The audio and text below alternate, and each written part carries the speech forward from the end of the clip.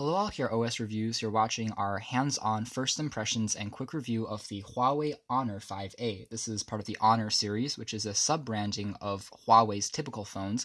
It's slightly less expensive, and you can find this for under $150 unlocked on Amazon and other sites that you can buy it online. It doesn't come with a carrier subsidization in the US. It's a mid-tier Android phone that has a 5.5-inch 720p panel with a 267 ppi, and specifications include a Snapdragon 617 processor, which is an Octa-Core processor with a 1.5 GHz clock speed. It has a 2 GB of built-in DDR3 RAM and 16 GB of built-in flash storage, expandable via a micro SD card slot.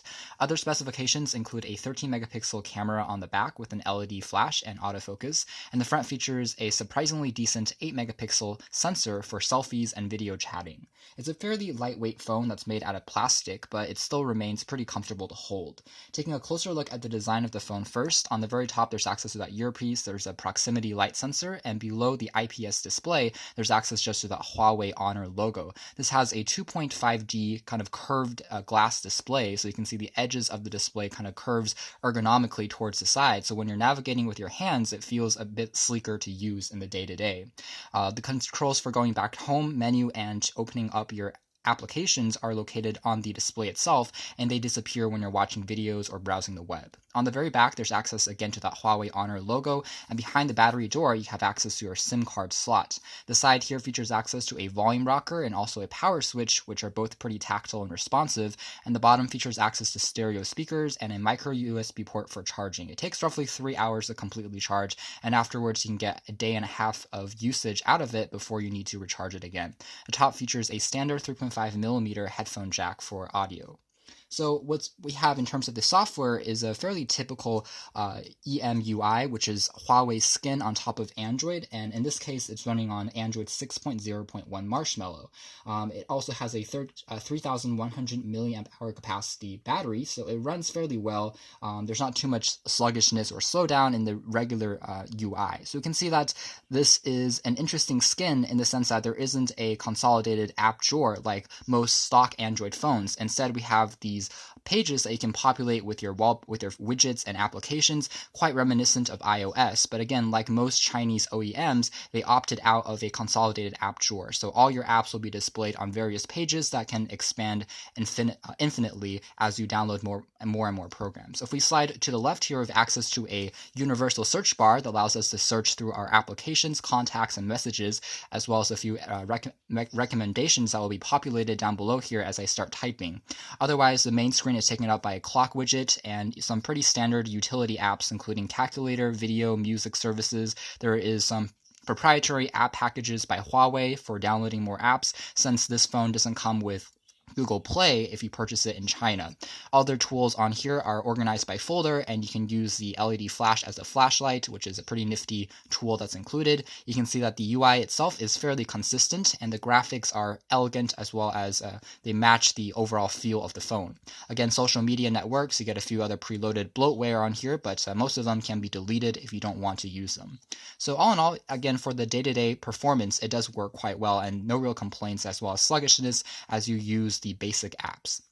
You only notice a little bit of slowdown if you start opening up or multitasking through heavy games as well as really graphically intensive apps. If you have too many of those open, then again the phone itself will get a little bit slower. It comes with again 2 gigabytes of DDR3 RAM, which is sufficient for a mid-tier Android phablet in my opinion. Next, let's take a quick look at the camera. So you can see that the overall interface is quite clean, also very reminiscent of iOS in terms of its layout. We have access to a few quick settings that we can slide through, including taking a photo. I can swipe over to start recording video, do a time lapse, in addition to doing some special effects as well as applying filters. The camera itself is quick to capture an image, although you do have to hold quite still since there isn't optical image stabilization. So sometimes your images will come out a little bit fuzzy if you are not super still with your hands on this particular model.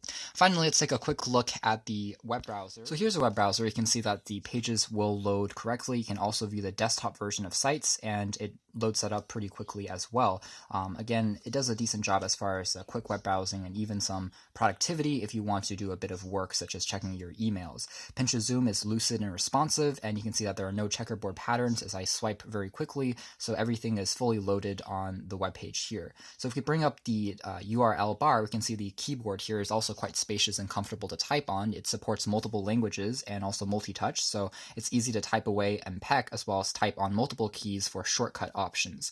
It also features swipe if you want to just very quickly type out longer words at a quicker rate, and there's predictive text input as well. So it does a good job. Again, as a phablet, you do have a larger screen real estate both for viewing media as well as for productivity and things such as typing, since there is that larger keyboard.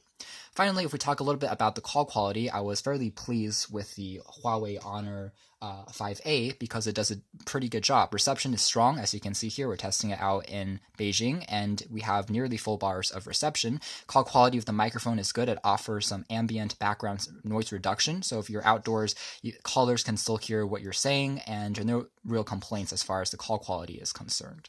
So at the end of the day, with this quick hands-on impression, I have to say the Honor 5A is a surprisingly capable phone for under $150. We have a pretty decent 720p panel. Sure, it isn't 1080p, but colors are well saturated, it's bright, it's vibrant. The phone itself is well made despite lacking any metal materials. It's lightweight, it's plastic, but feels quite firm and well put together. The camera does a good job, and performance all in all for this price point is actually quite competitive.